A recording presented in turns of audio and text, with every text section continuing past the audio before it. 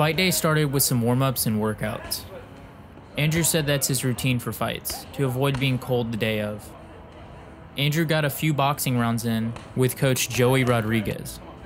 They went over their basic combinations and basic issues he saw in Andrew.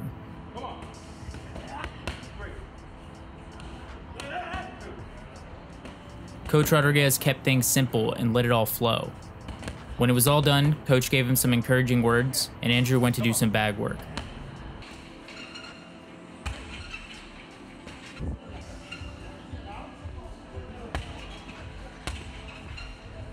After a while, Andrew called it and said his goodbyes to the team before the fight. And Andrew Jordan, Andrew's girlfriend, and I headed to the pre-fight meal at Jack's Urban Eats.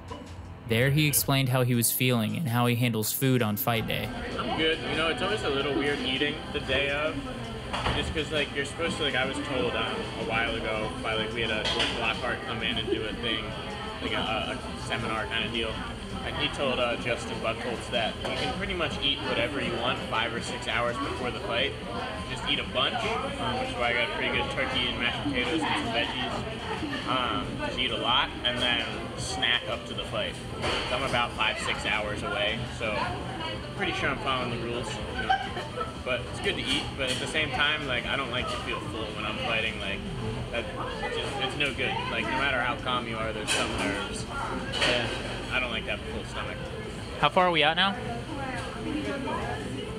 5 and a little bit hours.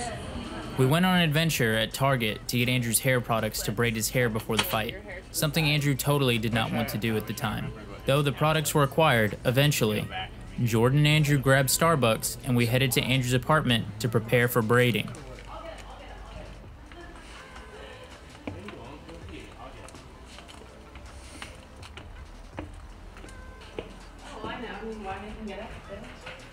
Andrew started to get a little bit quieter and sort of napped during the hair prep. It seemed he was slowly getting into his zone.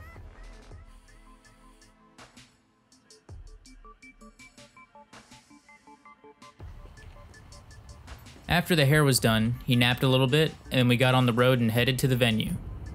Andrew had become a bit more reserved as we started coming to the event. He never stopped being friendly or lighthearted, but reality set in, and we still had no idea who he was fighting.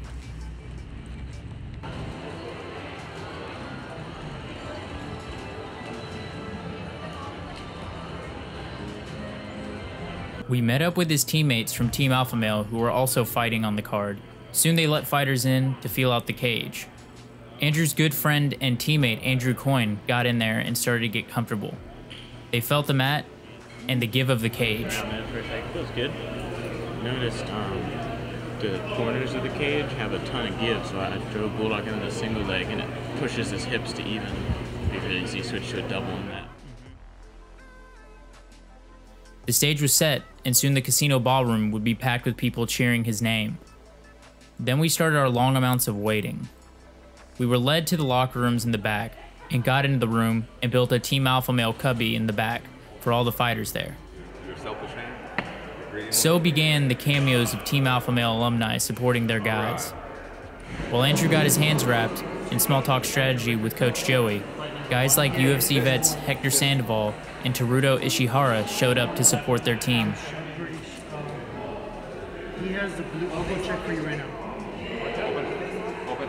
No, I didn't see this yet. It's always like that. After a bit, fighters were called into the rules meeting, and missing fighters were checked out to see who had not made it in. James Chamberlain. Here. Andrew Boyne. Trevor Pete.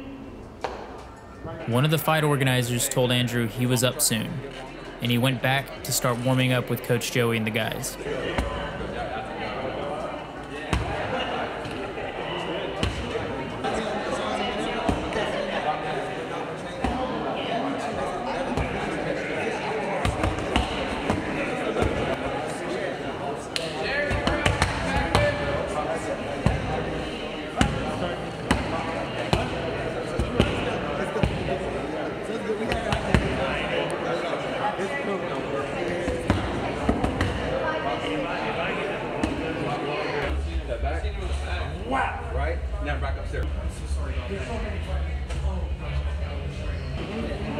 Felipe. We're right.